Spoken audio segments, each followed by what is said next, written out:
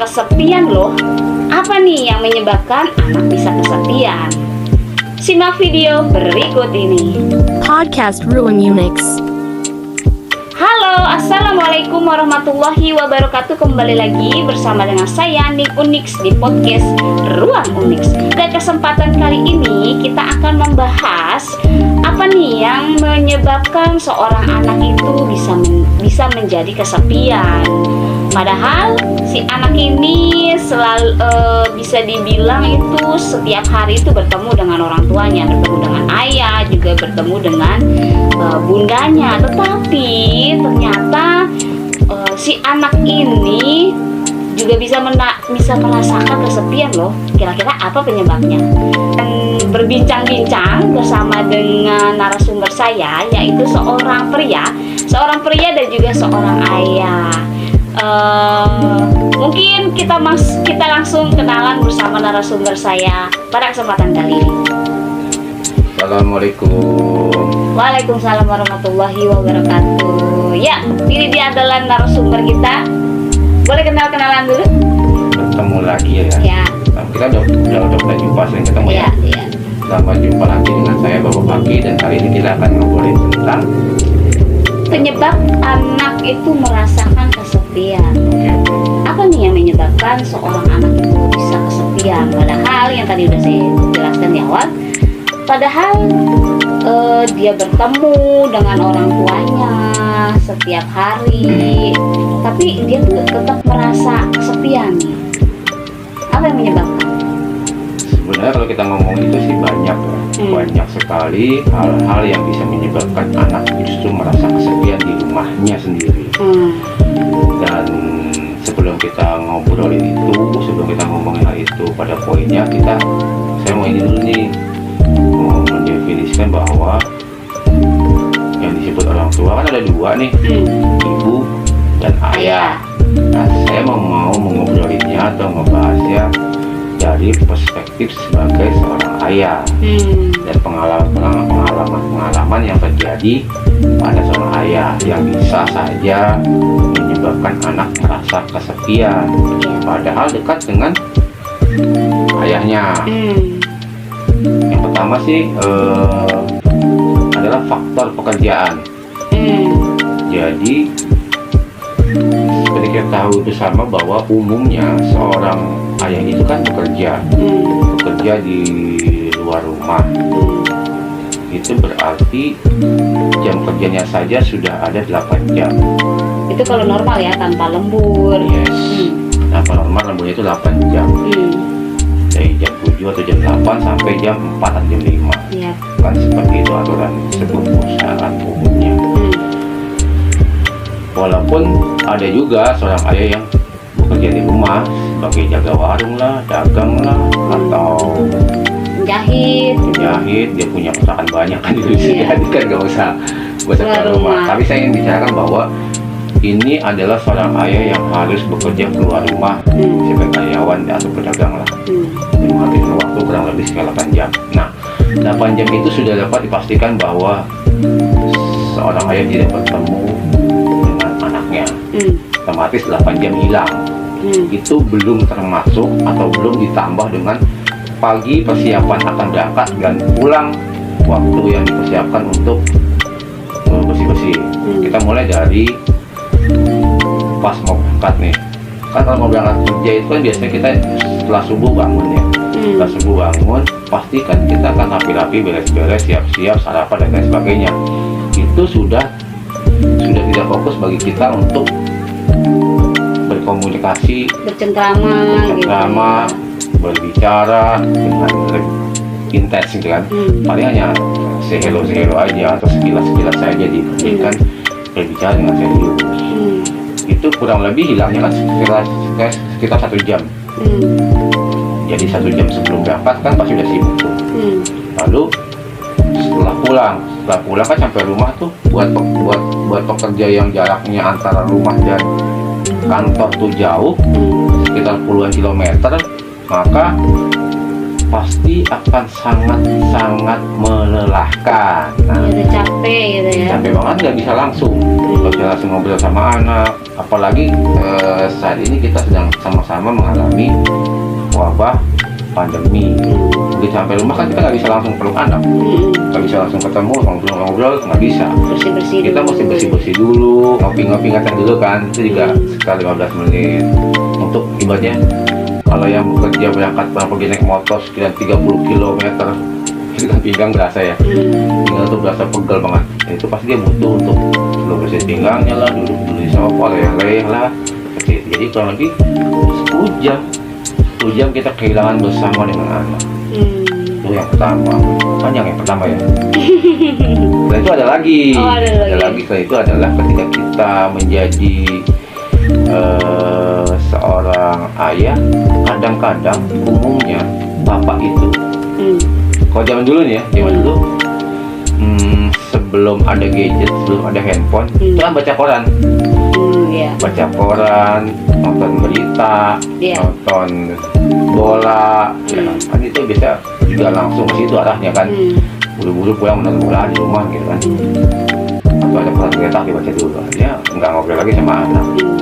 Itu juga salah satu penyebab anak rasa kesepian. Dan Jadi walaupun anak ada di sampingnya, tapi konsentrasi si ayah itu sama pusat perhatiannya dia. Misalnya kalau dia lagi baca koran, ya dia fokus baca koran, walaupun ada anak di sampingnya gitu ya. iya kan, apalagi laki-laki tahu sendiri kan, dia nggak bisa multitasking kan. Laki-laki itu dia fokus pada satu titik, nggak bisa dua dia. Kalau dua pasti ke distract lah konsentrasinya. Iya, iya. Dan ada satu lagi adalah yang paling mengganggu, itu nggak mengganggu sih sebutnya, paling berperan pada komunikasi antara orang tua dan anak itu yang sangat mengganggu, itu handphone.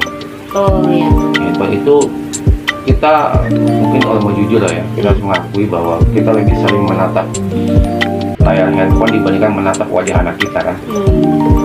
Jadi kita lebih perhatian, lebih memperhatikan, sering melihat layar HP kita dibandingkan melihat wajah anak kita yang reaksinya seperti apa, yang mungkin perasaannya seperti apa. Kita malah jarang memperhatikan itu. Dan handphone itu salah satu yang Penyebab ya? penyebab yang membuat kita semakin jauh daripada anak. Apalagi nih selain tadi kan apa tuh sibuk dengan aktivitas pekerjaan, terus yang kedua juga sibuk dengan kegiatannya sendiri nih, hobinya sendiri. Terus selanjutnya setelah itu ada lagi kan? Ada sih, Apa tuh? misalnya ini anak itu kan ketika usia balita lah ya, balita sampai anak-anak itu kan adalah masa-masa di mana dia itu senang, bukan senang sih, apa tuh, Ingin menunjukkan diri. banyak keingin tahuannya lah. Dia banyak bertanya, banyak ingin tahu, dan banyak ingin menyampaikan sesuatu, ingin berekspresi sesuatu. Misalnya si anak ini sedang melukis lah, sedang menggambar di kertas, terus dia ingin menanyakan sesuatu, menunjukkan karyanya. Atau biasanya kan orang tua suka lupa tuh bahwa dia cuma jawab, anak tanya, ayah ini bagus nggak? Ayah cuma jawab, iya bagus, tanpa melihat atau menunjukkan apresiasinya. Ya, wajah kita tuh biasa aja, flat aja, datar aja, sehingga anak merasa Terabaikan ya? iya. Bahkan jawabannya itu jawaban yang disebutkan oleh seorang ayah, walaupun benar ya, walaupun sebuah pujian, tapi di wajahnya kan tidak menunjukkan apresiasi. Iya, jadi itu juga anak pun mampu mendapat itu, sehingga itu adalah salah satu yang menyebabkan anak kesepian. Jadi sebenarnya sih kalau kita mau sabar ya, masa-masa seperti itu tuh sebentar. Masa-masa anak suka bertanya pada kita orang tua, senang ngobrol sama orang tua, itu sebentar, nggak lama. Setelah dia sekolah SD, SMP, SMA, mereka kan justru mengurangi dengan sendirinya. Ya, nanti dia asik dengan dunianya. Iya, justru sibuk dengan dunianya, dengan teman-temannya, dengan hal baru. Dan kita justru sudah kehilangan momen itu. Jadi makanya itu sebaiknya ketika anak sedang berbicara dengan kita, berdiskusi dengan kita, maksimalkanlah untuk berekspresi. Cara Nah, lalu apa nih yang bisa kita lakukan nih sebagai orang tua agar tidak sampai membuat anak itu menjadi kesepian atau melukai perasaannya nih?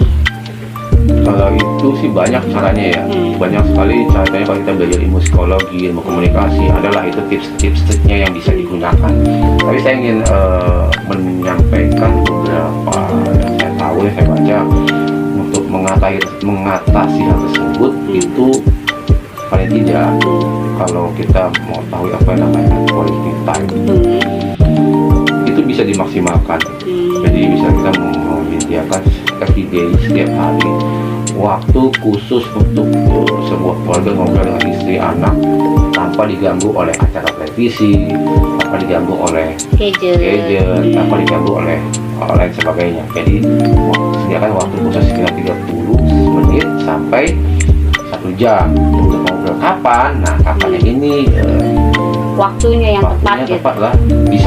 Bisa didiskusikan dengan ibunya, dengan anak-anaknya. Jadi disepakati gitu ya. Ya, sehingga ketika jamnya itu semua siap, semua mau, semua ingin ngobrol bareng. Itu biasanya sih yang saya tahu, beberapa orang menerapkan hal tersebut, dan waktunya biasanya diadakan pada selain Sabtu Minggu ya. Sabtu Minggu itu kan memang diupayakan untuk Acara keluarga ya. Tapi ya setiap harinya itu biasanya disediakan antara menjelang habis maghrib sampai isya, kan ada selisih waktu 30 menit sampai 1 jam, atau setelah subuh sampai waktu duha. Nah, itu bisa dimanfaatkan untuk ngobrol atau komunikasi antar sesama keluarga, sehingga menghasilkan komunikasi yang berkualitas. Seperti itu. Berarti dibutuhkan komitmen ya, karena kan yang namanya, apalagi sekarang mobilitas pekerjaan sangat tinggi sekali ya. Terkadang orang tua itu misalnya ayah atau bunda yang bekerja, atau yang orang kantoran gitu ya, terkadang nyampe rumah aja udah jam 9 gitu, udah lelah gitu, terus pulang ke rumah juga anak udah tidur kayak gitu. Nah, Jadi itu mengerikan tuh. nah, jadi disepakati waktunya, misalnya oke, kalau malam nggak bisa ketemu dengan anak, maka disepakatin Pagi, dan subuh. berusaha untuk memanfaatkan momen di pagi hari gitu ya. Iya, betul. Cari kesepakatan waktu lah, Iya. biar sama-sama mendapatkan haknya. Wah, luar biasa ya. Ternyata dampaknya luar biasa sekali kalau seorang anak itu merasa kesepian, karena dampaknya di kemudian hari nih, si anak bisa jadi menjadi orang yang haus perhatian. Jadi dia karena di rumah tidak mendapatkan perhatian, jadi dia mencarinya di luar. Nah, kalau misalnya dia mendapatkan wadah yang tepat, itu tidak masalah. Yang dikhawatirkan dia mendapatkan kesenangan di luar dari yang tidak seharusnya. Ya, betul Bapak Paki? Betul. Iya. Karena di luar itu adalah area yang sulit kita kontrol, sulit kita awasi. Kita punya keterbatasan pada mengontrol lingkungan di luar rumah. Itu bahaya. Oke, terima kasih untuk Bapak Paki yang sudah memberikan informasi, yang sudah mau bersedia untuk bincang-bincang serunya nih bersama dengan saya. Next time, mudah-mudahan minggu depan kita bisa memberikan lagi nih topik-topik yang bermanfaat untuk kita semua nih, terutama untuk para ayah bunda. Akhir kata saya mengucapkan terima kasih, dan juga terima kasih untuk Bapak Paki. Sama-sama. Mohon maaf apabila ada kata-kata yang salah atau yang kurang maupun tidak sesuai dalam penempatan kata-katanya. Akhir kata saya mengucapkan terima kasih. Wassalamualaikum warahmatullahi wabarakatuh. Waalaikumsalam.